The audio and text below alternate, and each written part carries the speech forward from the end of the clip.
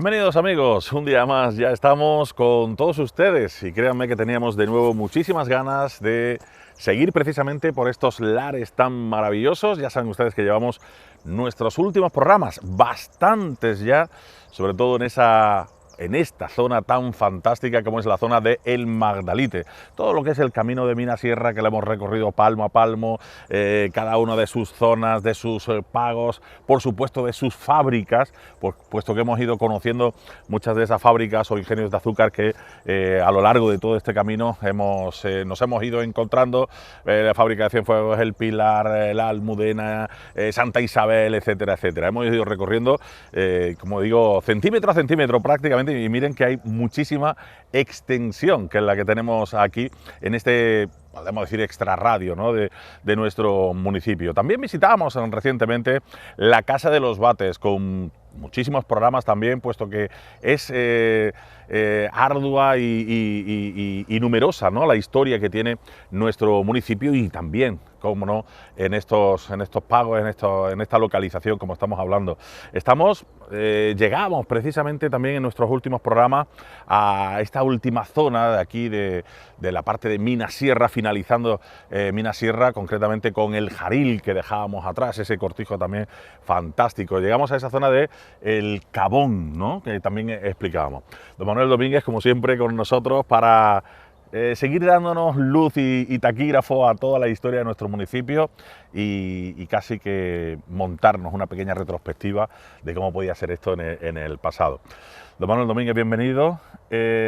Bueno, seguimos andando y acercándonos además a un sitio maravilloso que se llama Pataura, que también tiene mucho que contar. Muchísima historia. Casi el principio, podríamos decir, de la historia, ¿no?, de los motrileños. Pero antes de introducirnos en lo que es Pataura, recordamos un poco, ¿no? Hemos dejado atrás el Jaril, ese cortijo además que todavía tiene ahí, ¿no?, emblemático en esa zona.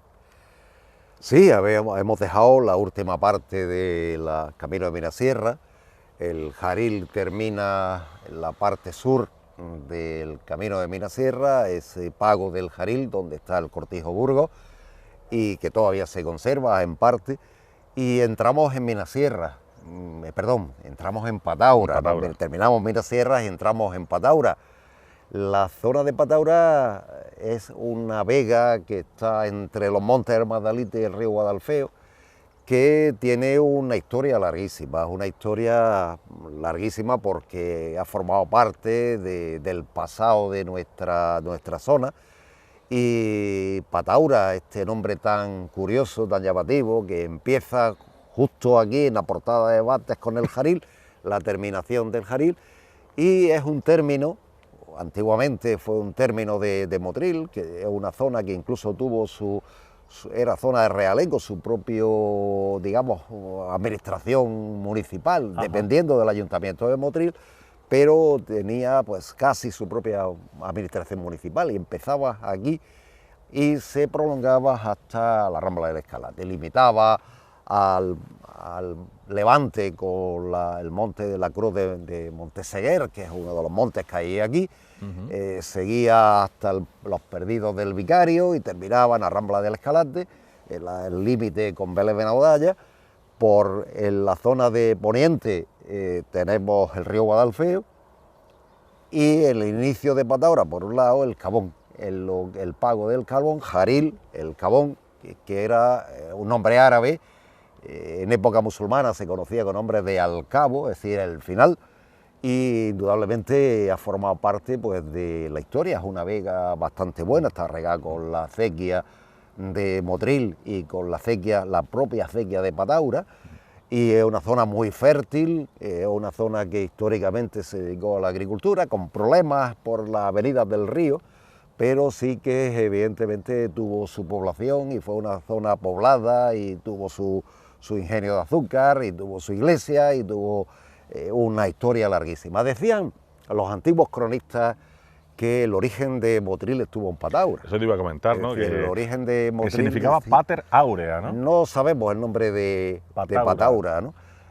Hay datos, algunos dicen pierna gorda, ¿no? Pero evidentemente no sabemos el topónimo. Significado de... El topónimo debe ser un topónimo de tipo musulmán o incluso latino, ¿no? Es decir, Pater Aura puede ser la tierra del padre, la tierra dorada del padre, pero en realidad sí que conocemos que los montes estos son magdalites, tierra de arisca, tierra montuosa.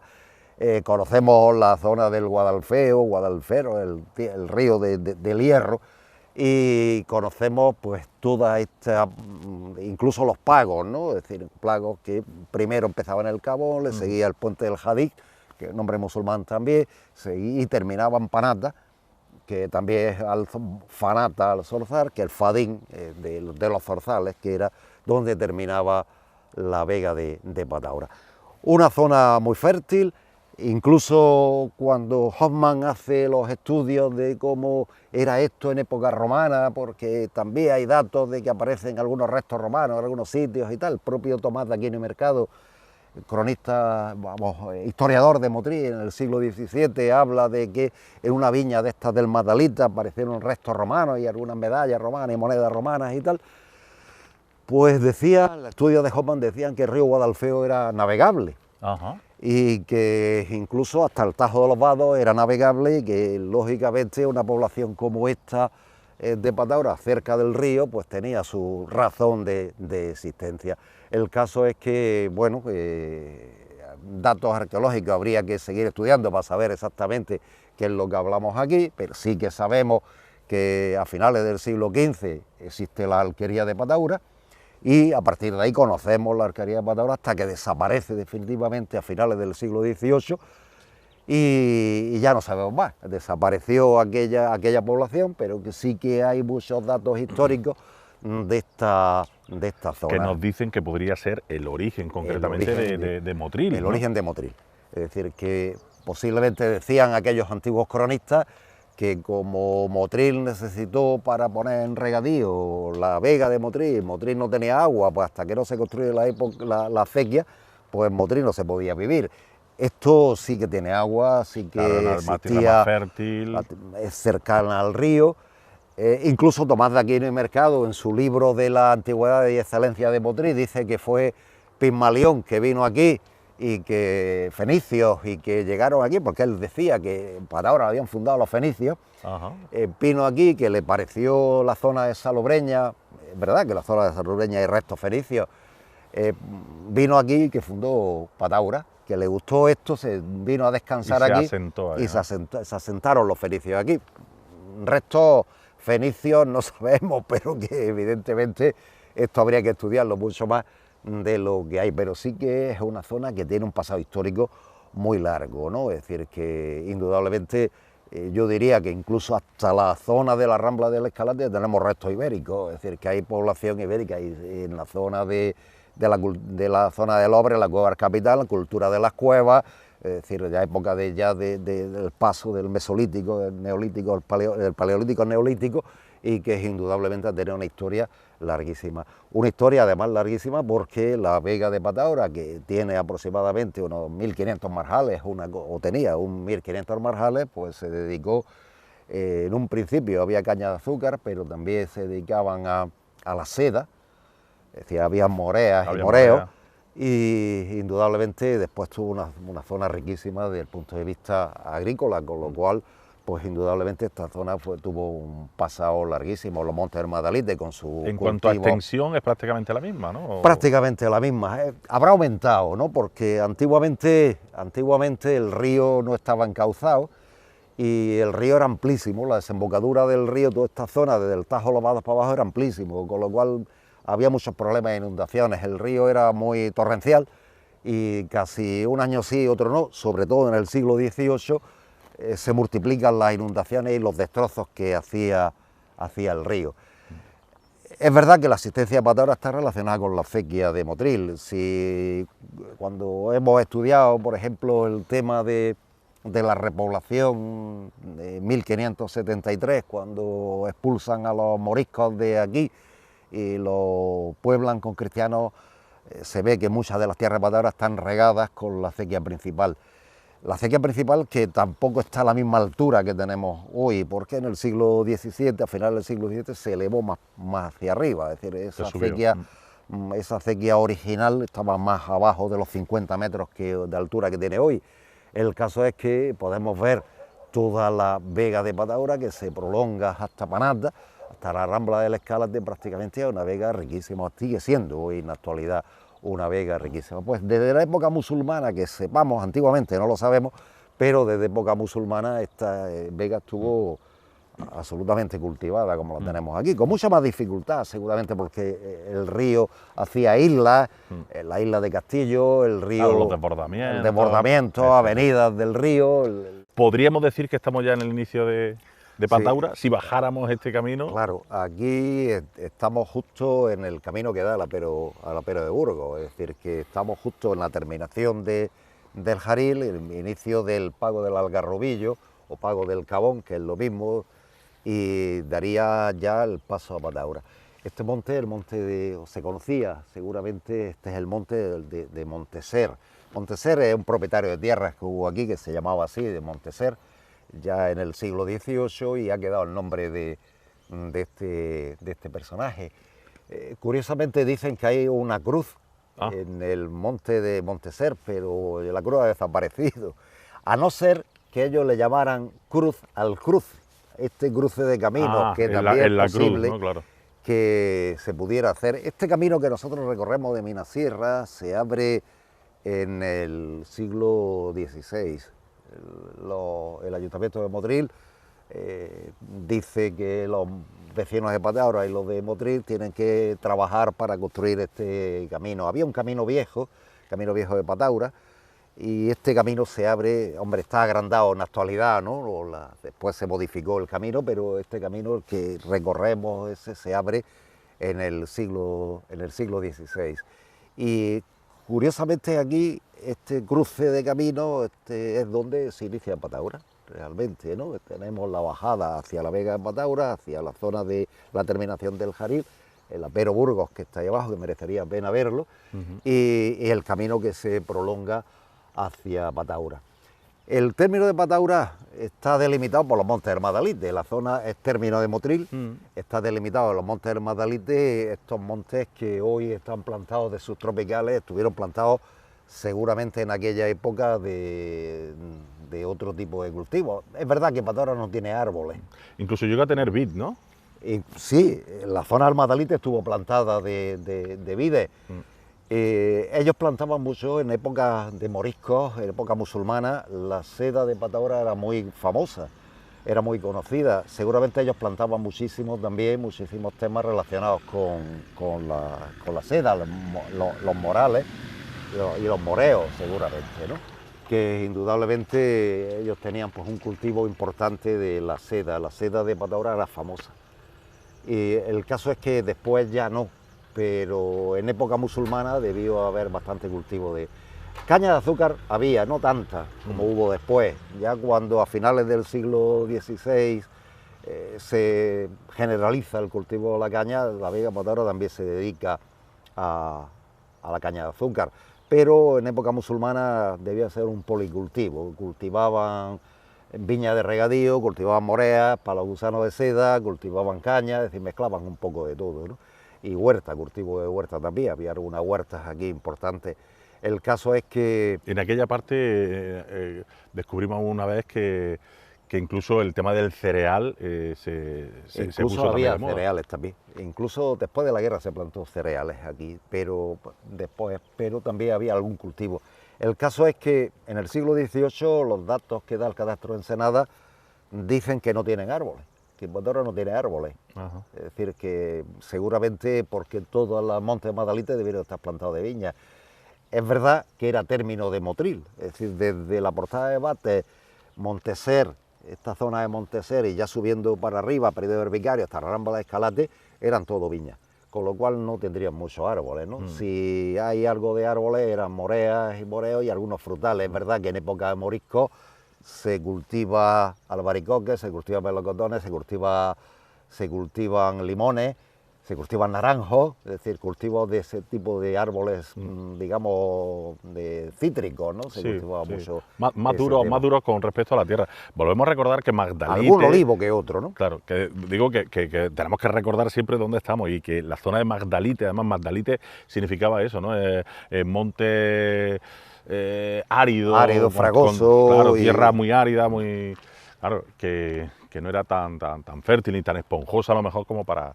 Es verdad que luego con el tiempo pues ha ido abancalando, se han ido haciendo zonas y bueno, y poco a poco se han ido introduciendo un poquito más de árboles, ¿no? Como estamos hablando, pero en esa época no. En esa época pues había que remitirse concretamente a este tipo de cultivos. Aquí ¿no? estamos, según los documentos antiguos, aquí estamos a un medio cuarto de legua de la población de Pataura, es decir, este es el pago, se inicia el pago del Algarrobillo, pago del Cabón, que es toda esta zona de aquí abajo, el Salto del Gato, que ahora veremos, y a partir de ahí tendríamos ya el pago del Curucho, el pago del puente de Jadí o puente de las Tablas, se conoce, después tendríamos otros pagos hasta terminar en Pataura, las Jareas y Panata. Y evidentemente esos son los pagos que conforman lo que nosotros conocemos como Pataura, la Vega de Pataura. Vamos a recordarlo, porque a mí me encanta eso de los nombres y todos los pagos. ¿Con qué nos vamos a encontrar a partir de ahora? Primero, el Cabón. El Cabón. Al Cabo. Al Cabo, que significa el final, ¿no? Que aquí en este caso ya es el final de Minasierra y el principio de Pataura. Ese sería el primer pago. A partir de ahí tendríamos el pago del puente de tablas, el pago del Curucho, el pago del puente de tablas, que en época musulmana se llama el pago del puente del Hadid. Hadid es un musulmán que vivía en Pataura. Y a partir de ahí tendríamos Fanata al Zorzal, Parata y ya Rambla del Escalante. Es decir, que bueno, y en el río, en la parte del río, el pago de la isla de Castillo, ¿no? Que eran, pues, el río, como tenía varios brazos, pues la zona de cultivo entre medio de brazos. Se quedarían en pequeñas islas, ¿no? Se quedaban en pequeñas islas, que ellos le decían el pago de la isla, o las islas de Castillo. Es verdad que, bueno, esto tiene muchísima historia, todos estos montes debieron estar cultivados, ya sea de viña o de lo que fuera en época, pero todos estos montes recuerdan perfectamente a una zona. Es verdad que se ha modificado el paisaje mucho en los últimos años con los árboles subtropicales, pero estos árboles también en otra época se plantaron almendros. También, cuando desaparece el cultivo de viñedos, cuando la filocera a finales del 19, el cultivo de los viñedos se sustituye por almendros y algunos olivos también. El caso es que todos estos montes son antiquísimos. Aquí seguramente, si buscáramos, encontraríamos restos bastante antiguos de la historia de esta zona. Y no sé yo si algún que otro tesorillo, porque a mí todos estos montes me recuerdan más al, vamos a abrir el paréntesis, de bandoleros. Bandoleros. No sé por qué me recuerda, imagino que más reciente, ¿no? Más reciente, el 19, bueno, el bandolerismo ha existido en Motril, Salobreña, la costa esta, muchísimo, ¿no? Es decir, desde los contrabandistas. Fundamentalmente eran contrabandistas. Aquí ha habido mucho contrabando. Mucho contrabando. Es decir, toda la zona costera, pues evidentemente el contrabando... ahí tenemos, por ejemplo, en Lobres tenemos la famosa cueva del Capitán. El Capitán eran contrabandistas y ahí se refugiaban los contrabandistas. Y incluso hay enfrentamientos entre los carabineros, que en aquella época eran los encargados, la policía encargada de la custodia de las costas para evitar el contrabando. Y tenemos datos de enfrentamientos entre carabineros y contrabandistas precisamente ahí abajo en el Apero de Burgos, donde se enfrentaron un grupo de contrabandistas, 40 o 50, contra los carabineros a tiros, ¿no? Estuvieron una batalla campal entre uno y otro a finales del siglo XIX. El caso es que el contrabando... ¿De qué era el contrabando en aquella época? Normalmente tabaco, normalmente alcohol, es decir, productos venidos de África, es decir, en aquella época todavía no se habían llegado a las drogas, había otras cosas de contrabando, sobre todo esos productos de lujo como eran el tabaco, eran caros, y es lo que se introducía muchísimo aquí. El caso es que el contrabando en esta zona pues siempre fue, es decir, históricamente hay cantidad, siempre había una guardia costera, los carabineros en el siglo XIX y principios del XX, y la flota también, la Marina Española de vigilancia de las costas, también contra la contrabanda. Hay cantidad de noticias en la prensa de la época de finales del XIX, que es los datos que tenemos, de gran actividad contrabandista. Tendríamos algún bandolero famoso, ¿no? Sí, hubo bandoleros famosos, e incluso algunos de ellos se refugiaban en los cortijos de aquí, tenía que venir la Guardia Civil a sacarlos, algunos escapados de las cárceles, todos estos montes eran muy agrestes, es verdad que había muchos cortijos y esos cortijos pues servían de refugio para los contrabandistas y los bandoleros, los perseguidos. Hay una historia curiosa de un bandolero, decían que se publica el tema en el siglo XIX. Uno de estos cortijos llegó un bandolero que es famoso de aquella época y le dijo al dueño del cortijo que tenía una hija joven: mañana vengo por tu hija. Y efectivamente al día siguiente... El bandolero le dijo que... perdón, el padre de la hija le dijo que... Sí, que viniera. Que no había problema. Que venía por ella y que... accedió, ¿no? Sí. Al día siguiente apareció el bandolero, lo invitaron a comer y lo envenenaron. Al bandolero, no se llevó a la niña y murió allí envenenado. Algunos decían que... Fue listo el padre, ¿no? Fue que el nombre de la fuente del muerto, que era la fuente que había antigua, una fuente cerca del Tajo de los Vados, pues venía de ahí, de ese bandolero que lo mataron. El caso es que... el hombre fue listo, ¿no? No se enfrentó a él, le dijo que sí. Sí, al día siguiente vino a comer con nosotros y los envenenaron. Aparece recogida la noticia en el Defensor, el periódico El Defensor de Granada, del último tercio del siglo XIX. Y ese bandolero desapareció ese día y a lo mejor le dio un nombre, ¿no? Seguramente la Guardia Civil se lo agradecería. Lo detuvieron, pero bueno, no pasaría nada porque habían matado a un buscado por la Guardia Civil, a un bandolero que venía a secuestrar a la niña, a llevarse a la niña, ¿no? A la hija de este cortijero, ¿no? Claro.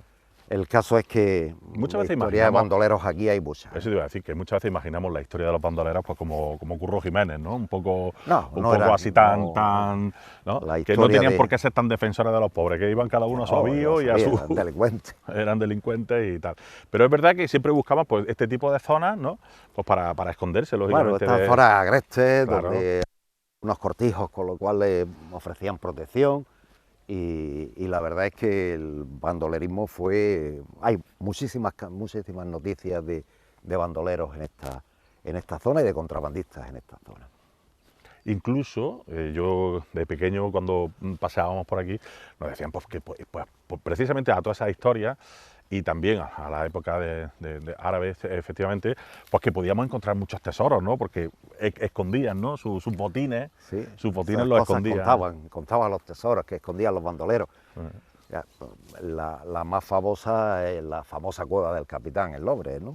De los bandoleros. El Capitán era una partida de bandoleros, de contrabandistas, que eran lo que más... ¿Quién era el capitán?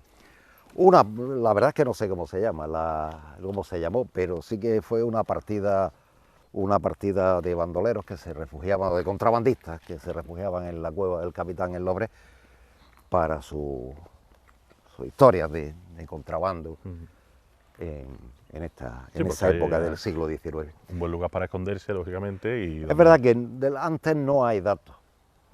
Ya en el siglo XIX sí, porque la prensa saca muchas historias de este tipo, saca alguna historia de este tipo.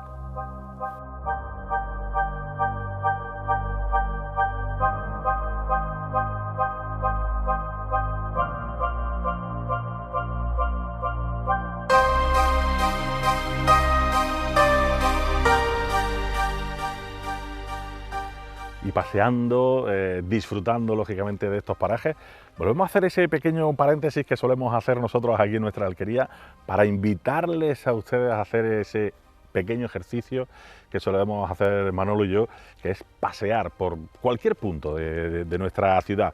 Y si encima pues están, como están viendo ustedes ahora mismo, pues en la zona de Minasierra, con parajes preciosos, donde la tranquilidad se respira en cada segundo, pues de verdad, invitarles a que lo hagan. Y de camino, bueno, pues que si ven nuestros programas y cogen 4 conocimientos de lo que están viendo, pues todavía mejor, porque lo van a disfrutar todavía más. Decimos que nosotros pues estamos paseando, estamos viendo tantos y tantos lares antiguos y hemos querido parar precisamente aquí, ya llegando lo que es a esta zona ya más tipo valle de Pataura, como hemos comentado hace tan solo unos instantes, y llegamos al Apero Burgos, como lo hemos llamado toda la vida, ¿no? El Apero Burgos, los restos del Apero Burgos, de este apero histórico que ya existe seguramente, la primera construcción es del siglo XVIII, y nos los encontramos en el siglo XIX con Diego María de Burgos, hermano de Francisco Javier de Burgos, el que fue ministro de Fomento, famoso madrileño afrancesado y gran ministro de Fomento, que es el que divide España en provincias, y nos encontramos con estos restos del famoso apero Burgos. Un apero originariamente era el sitio donde se guardaban las herramientas del campo. Pero esto es algo más extenso, ¿no? Aquí se alojaban los animales, claro, que venían a la zafra a cortar la caña, se alojaban la gente que venía a trabajar, los forasteros, que le decíamos en Motriz, a cortar la caña, y porque gran parte de estas tierras pertenecieron a la familia Burgos. Incluso tenemos el Jaril, el Cortijo Burgos, aquí tenemos el apero Burgos. Es una típica construcción agrícola, ¿no? Es decir, con una entrada que le hacen con su más o menos puerta un poco llamativa, un poco que la diferencie con la zona del ganado, con la zona de vivienda, con la zona de almacén. Es decir, que indudablemente este apero ha conservado, o se conserva un poco, la estructura de lo que debíamos entender en aquella época como apero de caballeriza y de gente donde venían a alojarse la gente que venía a cortar la caña. Porque animales, sobre todo, hablamos eso, de caballos y mulos. Mulos, que eran mulos y burros, que los que se dedicaban a transportar la caña, ¿no? Y la tracción animal. Y la tracción animal de aquella época estaba pensado. Había otro apero famoso en Lobres y este que estaba aquí, el apero Burgos. Todavía lo podemos casi contemplar, todavía parte de la construcción que es bastante antigua. Los muros atrás son bastante antiguos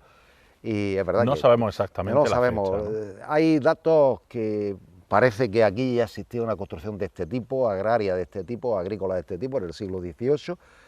Aparece entre las propiedades que tiene la familia Burgos del siglo XIX y está perfectamente ya documentado a finales del siglo XIX, existe a finales del siglo XIX. Curiosamente, yo comentaba antes, hablábamos de los contrabandistas. Aquí, en 1886, una partida de contrabandistas se refugió y aquí tuvieron un enfrentamiento con los carabineros, con una compañía de carabineros que vinieron a hacer los presos, tuvieron un tiroteo hasta que los contrabandistas se rinden a la fuerza. Claro, que esto hacía prácticamente de fortificación. Claro, la fortificación casi, ¿no? La tipo de construcción de piedra, de mampostería y ladrillo es bastante fuerte la construcción, y aquí había al menos 50 contrabandistas y otros 100 guardias civiles, no, carabineros, que era la fuerza que existía en aquella época en el control del contrabando. Y tuvieron un tiroteo famoso, aparece en la prensa del Defensor de Granada, de los periódicos granadinos, el enfrentamiento entre los contrabandistas, 50 personas más otros 50 o 60 carabineros dándose tiros aquí. Y termina con la rendición de los... Y se rinden los contrabandistas, se entregan a la fuerza de orden público. El caso es que, bueno, aquí el apero... se ha derribado gran parte del apero, pero todavía podemos observar un poco la estructura de lo que eran estos edificios agrarios que se construían en La Vega. Es el único que se ha conservado, ¿no? El único que apenas ha sufrido muchos daños, pero todavía lo podemos observar. La puerta de entrada, la zona caballeriza, la zona de vivienda, es decir, que todavía se ha conservado bastante, digamos, significativo este modelo de construcción agrario en esta zona. Nos podemos remontar pues al siglo XVIII. Vemos alguna zona un poco más antigua, lógicamente. Sí, hay reformas, evidentemente ha habido reformas a lo largo del tiempo, pero sí que podemos observar cómo eran los aperos que se construían en esa época, en las construcciones agrarias de esta época. Una gran construcción agraria, no se construía tan grande. De todas formas, yo creo recordarlo no tan deteriorado. Yo creo que sobre todo el deterioro ha sido más los últimos 20, 30 años. Se conserva una foto de principios del siglo XX que se ve lleno de animales, de caballos, de mulos, sería, y se ve este apero, pues sirvió durante mucho tiempo de almacén y de alojamiento de la gente que venía a cortar la caña. Es decir, indudablemente la familia Burgos poseía grandes propiedades de tierra en esta zona. Esta es la zona de la isla. ¿Esta es la zona de la isla? La isla de la Charca, le decía, la zona de la isla, la zona de la Charca, del castillo, toda esta zona le decía. Esto es ya incluso parte del río, esto ya estaba metido en esta época del río. Tenemos ya esta zona sufría mucho, cuando el río tenía las inundaciones, las grandes inundaciones que durante mucho tiempo el río Guadalfeo tuvo, esta zona siempre se la llevaba por delante, ¿no? Es curioso, pero esto aguantó, porque hay inundaciones que sepamos hasta el siglo XX. Si se llevaba al puente, no se va a llevar al al siglo XX. Yo hace poco, en 1897, hubo una gigantesca inundación del río Guadalfeo, llovió muchísimo y el río Guadalfeo arrasó 10.000 marjales, entre 10 y 15.000 marjales de la Vega, o sea que se llevaría todo esto por delante. Y este edificio aguantó, está en zona inundable, esta era zona inundable, hasta que no se encauza el río fue muy peligroso, el río Guadalfeo fue muy peligroso. Hay una larguísima historia. Claro, imprevisible siempre. Una larguísima historia de inundaciones. Ahí, de que sepamos documentalmente del siglo XVIII, el siglo XVIII que fue muy lluvioso, hasta tal punto, y lo hemos citado alguna vez, que duplicó la extensión de la Vega. Es decir, la Vega de Motril tenía 15.000 marjales mal contados y se metió en 33.000, solamente en un siglo. ¿A qué se debió? Pues que el siglo XVIII fue un siglo que llovió muchísimo, como los montes los habían talado, todos los montes los habían talado para el tema de la leña, de los ingenios azucareros en Motril, no tenían cobertura vegetal, y el río arrastró tierras, las ramblas arrastraron tierras y aumentaron las tierras. Allanaba toda la Vega de Motril aumentó, la Vega de Motril y Salobreña aumentó. Y esta zona era la zona inundable. Si vemos los planos del siglo XVIII, los mapas del siglo XVIII de esta zona, daremos cuenta que el río se abre a partir del Tajo de los Vados, se abre de la manera con un montón de brazos, y unas veces partía para la Vega de Salobreña, Lobre Salobreña, claro, le hacía un destrozo en Salobreña. Yo te iba a decir, a lado y lado. Y otras veces partía para Motril, y depende para dónde partía el río, aumentaba el límite de Motril, aumentaba el límite de Salobreña. Este año ha partido para Salobreña, pues Motril ha ganado tierra. Que ha partido para Motril, Salobreña ha ganado tierra, porque el límite antiguo estaba en el río.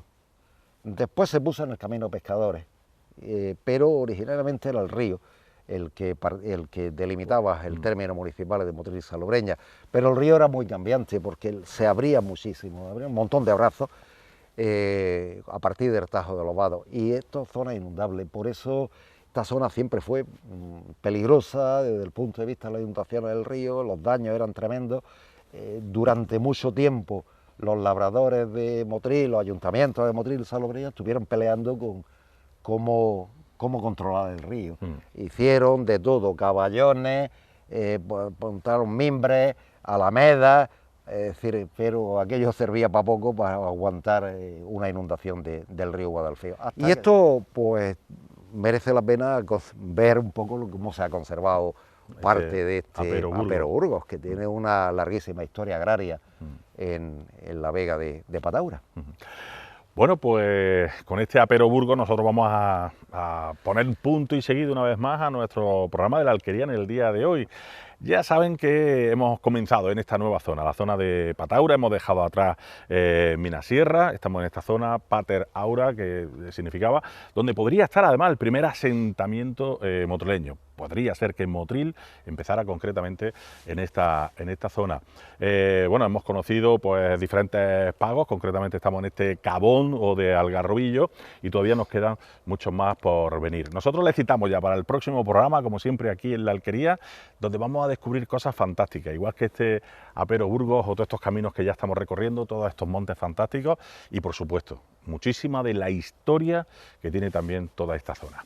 La semana que viene más, aquí en la Alquería. Adiós.